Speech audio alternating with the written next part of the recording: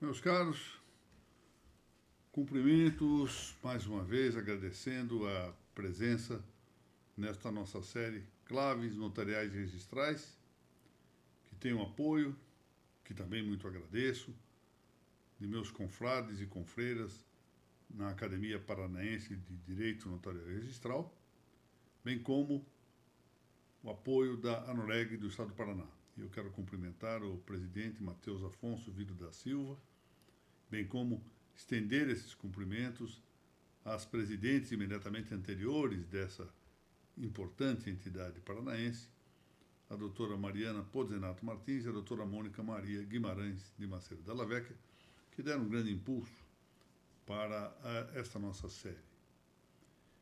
Estamos tratando aqui, já quase encerrando, mais uma ou duas exposições nessa matéria, das fontes do direito notarial e registral, indo hoje para a nossa 45ª parte. E já a ponto de encerrar essa referência às fontes, e sendo aqui o último ponto das fontes formais do direito notarial e registral, trataremos agora, muito brevemente, do tema da opinião pública ou consciência coletiva, que se alista como fonte formal ao lado das demais de que já aqui antes cuidamos, a saber, a lei lato sensu, como emanação da potestade política ou da soberania política, os costumes, que de algum modo, é preciso dizer, estão imbricados com a ideia da opinião pública ou consciência coletiva, podem ser efetivamente manifestações das crenças comuns, dos valores comuns, a jurisprudência pretoriana e a doutrina ou jurisprudência doutrinária, ou seja, a opinião dos juristas. Voltando aí a essa imbricação dos costumes com a opinião pública, isso não impede que nós possamos distingui-las, ou distingui-los, costumes de um lado, opinião pública de outro, embora, volto a dizer, a opinião pública em alguma medida possa ser, e geralmente o é, uma das causas dos costumes.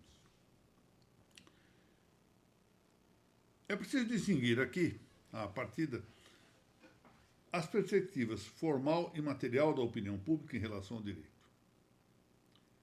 Bom, enquanto a opinião pública seja examinada no plano formal, vale dizer, enquanto ela seja examinada como expressão, exteriorização, veiculação, manifestação do direito, ela se instrumenta, de modo comum, nos regimes ditos democráticos, a que sejam verdadeiramente democráticos, sejam pseudo-democráticos, diretamente por meio de plebiscitos e indiretamente mediante as eleições de representantes. Bom, pode dar-se o caso, eventualmente, pode ser que hoje não ocorra em parte alguma do mundo, mas já terá ocorrido em outra parte, que se trate não só de representantes, ou seja, procuradores dotados de mandato representativo, mas também de procuradores dotados de mandato imperativo. Isso também é uma forma e muito indicativa de manifestação da opinião pública. Por exemplo, nos fueros espanhóis da época medieval, para termos aqui uma ideia, né? Um exemplo. Os procuradores dos fueros recebiam mandato imperativo para discutir sobre aumentos de tributos. Os tributos não podiam ser aumentados sem que o povo concordasse, e assim o concordava mediante a expressão em um mandato imperativo. Ou seja, o procurador estava obrigado, o representante estava obrigado a cumprir aquilo que os mandantes determinavam. Coisa diversa no sistema representativo atual, em que esses representantes recebem uma procuração e decidem e votam de acordo com o que pensam, e não necessariamente com o que pensa o povo que o elegeu. São essas distinções entre mandato imperativo e mandato representativo. Bom, claro, isso nós estamos tratando do ponto de vista formal, que é o que nos interessa na exposição de hoje, mas ainda poderíamos considerar a matéria no plano material. Não vamos fazê-lo. Deixar para outra ocasião uma larga matéria a respeito do assunto, embora agora, na sequência da exposição, as observações que vamos fazer, levantadas por alguns autores, tanto possam dizer respeito à perspectiva formal quanto à perspectiva material. Bom, naqueles povos pré-alfabeto, ou seja, povos que não conheciam o alfabeto, quase sempre se limitavam à língua falada, não tinham língua escrita. No máximo poderia haver uma língua escrita por meio de sinais pictóricos, mas não por meio de alfabeto. Já havia, segundo esses historiadores do pensamento social, Elmer Barnes e Howard Becker, que tem um livro sobre a história do pensamento social, que foi traduzido já e publicado lá pela editorial Fundo de Cultura, do México, na primeira metade do século passado. Esse é um livro em 2 volumes, muito bem elaborado, com muito boas indicações. Bom, Barnes e Becker sustentam que esses povos pré-alfabetos já estavam influenciados pela ideia de opinião pública. Bom, como quer que seja, em Platão, há uma objeção nada favorável à opinião pública. Em nossos dias referiu-a um pensador argentino,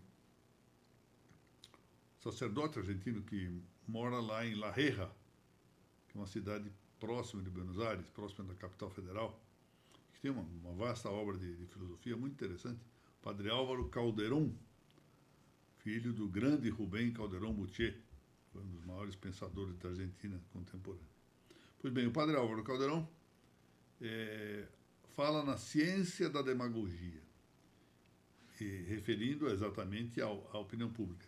Porque essa ciência da demagogia, diz ele, consiste em discriminar o bem e o mal, ou seja, dizer o que é o bem e dizer o que é o mal, segundo uma coisa agrade ou desagrade a opinião multitudinária.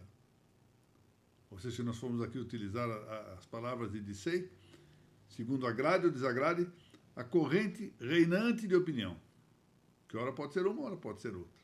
E a ciência da demagogia, ou seja, a arte do demagogo, está em identificar qual a propensão do seu auditório e dirigir o discurso para agradar esse auditório. E aí o bem e o mal se decidem, ou a verdade e o falso se decidem segundo essa concepção reinante, opinativa. Essas críticas surgem aqui e ali, estou recolhendo algumas delas. Um grande pensador colombiano de nossos tempos, mordaz, de todo mordaz, Nicolás Gómez Dávila, observou de seu lado, muito criticamente, o risco de manipular-se a opinião pública. E ele, com essa mordacidade a que eu referi, que era muito costumeira nos seus escritos, que eram em forma de apótemas, ele diz que o Estado moderno, segundo ele, fabrica as opiniões, que depois respeitosamente recolhe com o nome de opinião pública. Então, na verdade, o que faz o Estado moderno, segundo Nicolás Gómez Dávila? Forma essa opinião, é a fábrica dessa opinião, manda para o povo, e depois vai lá, quando o povo está impregnado dessa opinião, recolhe e diz que está fazendo a vontade do povo. Essa é a ideia. Olha, se nós pensarmos, parece que era uma prática em alguns regimes totalitários. Mais recentemente, o cardeal Robert Sarrat, muito conhecido, o cardeal Robert Sarrat, muito respeitado, criticou as mídias, algumas mídias, né, naturalmente, que, assim diz ele, manipulam a opinião pública. e com isso acarreta um grave confisco, são palavras dele, grave confisco das liberdades e do pensamento, exatamente por essa manipulação. Por quê? Qual é o problema da opinião pública? É, no fundo, uma certa ideia que se apresenta, podíamos falar assim, no chamado respeito humano, e no desejo de não confrontar com o que se julga ser dominante num pensamento. E vem a calhar uma passagem da obra-prima de Dostoiévski, que é o livro Os Demônios, né? Algumas vezes mal traduzido como Os Possessos, melhor parece a tradução Os Demônios, em que o autor, esse grande autor, talvez o maior autor da literatura russa, diz que existe gente que tem vergonha da própria opinião, se envergonha do que pensa. E porque se envergonha do que pensa, por que faz isso? Porque não quer ir contra a corrente. E por não querer ir contra a corrente, tem vergonha daquilo que pensa, esconde o que pensa, prefere aderir à opinião reinante, como disse Dissei, ou seja, dominante num dado tempo. Bom, não é aqui caso de aprofundar esse tema e nem de verificar o que há de excesso ou o que não há de excesso nessas opiniões que eu mencionei. Apenas as referi como um elemento de meditação de todos nós. Mas eu queria, ao encerrar aqui essa nossa exposição de hoje, mencionar duas pequenas lições. Aliás, uma não é tão pequena, mas pequena na extensão e grande, a meu ver, na manifestação do conteúdo. A primeira delas é uma referência às celebrizadas palavras, realmente se tornaram célebres essas palavras, do Papa Pio XII, numa mensagem de Natal, uma rádio-mensagem de Natal, isso foi em 1944, nós estávamos já nas cercanias do encerramento da Segunda Guerra Mundial, e o Papa pronunciou essa mensagem chamada Benignitas et Humanitas. E nessa mensagem há um texto em que ele distingue povo e massa. Eu fiz a tradução livre dessa passagem, e ela tem aqui umas 15 linhas, mais ou menos, e eu peço licença, embora seja um tanto larga, para lê-la para que todos a conheçam, eventualmente a quem não conhece isso, porque é matéria já conhecida, muito conhecida.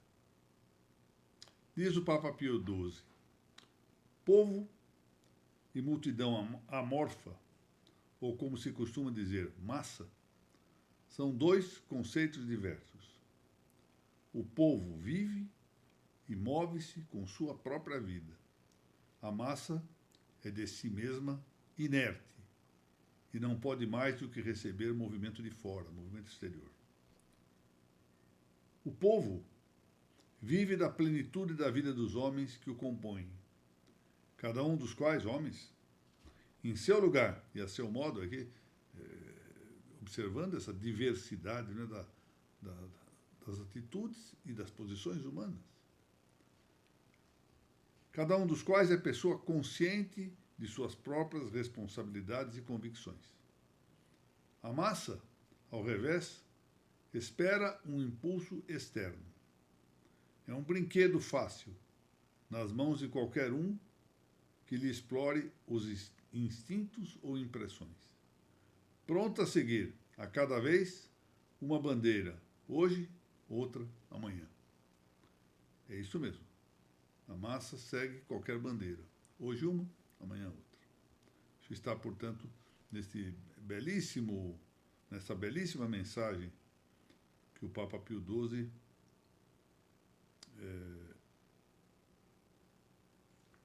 pôde difundir no Natal, na véspera do Natal, no dia 24 de dezembro de 1944.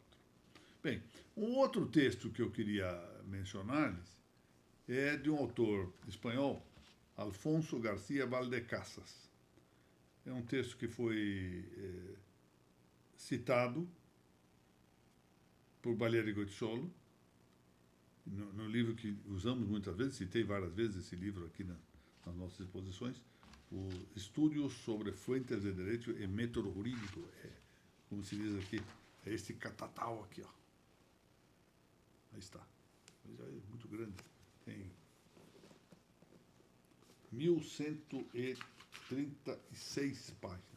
1136 páginas.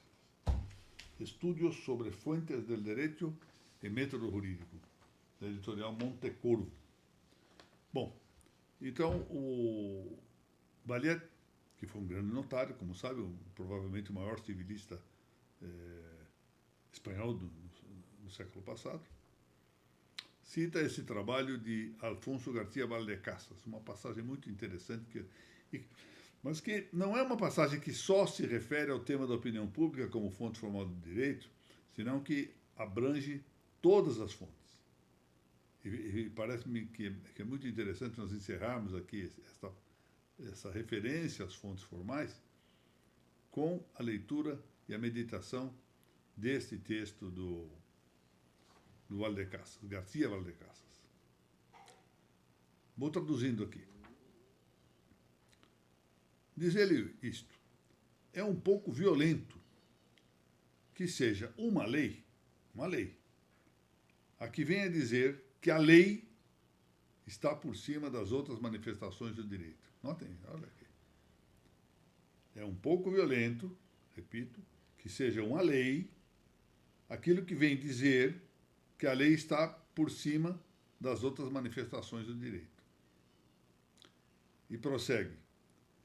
Como na conhecida fábula do leão e dos demais animais, pareceria dizer, aí ele conclui com essa expressão em latim. Só que ele muda a palavra latina leo pela palavra lex, ou seja, muda leão por lei. Diz ele, ego primam tolo quia nominor lex. O que quer dizer isso? Eu apanho a primeira parte porque eu me chamo lei. Como na fábula dizia, eu apanho a primeira parte porque eu me chamo leão. Pronto. Aqui é isto. Ego primam tolo quia nominor lex. Ou seja, eu me chamo lei, então eu mando e decido. Que praticamente reduz as demais fontes a nada. Bom, isso tudo é matéria para que nós meditemos. As coisas no pensamento, às vezes evoluem, às vezes regridem, às vezes têm as suas intercorrências, as suas vicissitudes, mas nós sabemos que progressivamente vamos chegar ainda a resultados melhores do que aqueles que nós nos encontramos. E para isso é preciso o desenvolvimento da doutrina, que passa por um caminho longo de dialética, de debates, de confronto de ideias, de retificações, supressões, aprofundamentos, etc. Bom, então encerramos a nossa exposição de hoje. Eu agradeço mais uma vez a Noréga do Paraná, o Dr. Matheus Afonso Vila da Silva, a todos os integrantes da diretoria e do corpo associativo da Noréga Paranaense, bem como os meus confrades e confreiras da Academia Paranaense de Direito Notarial e Registral. E, se Deus quiser, nos vemos na semana que vem. Muito obrigado.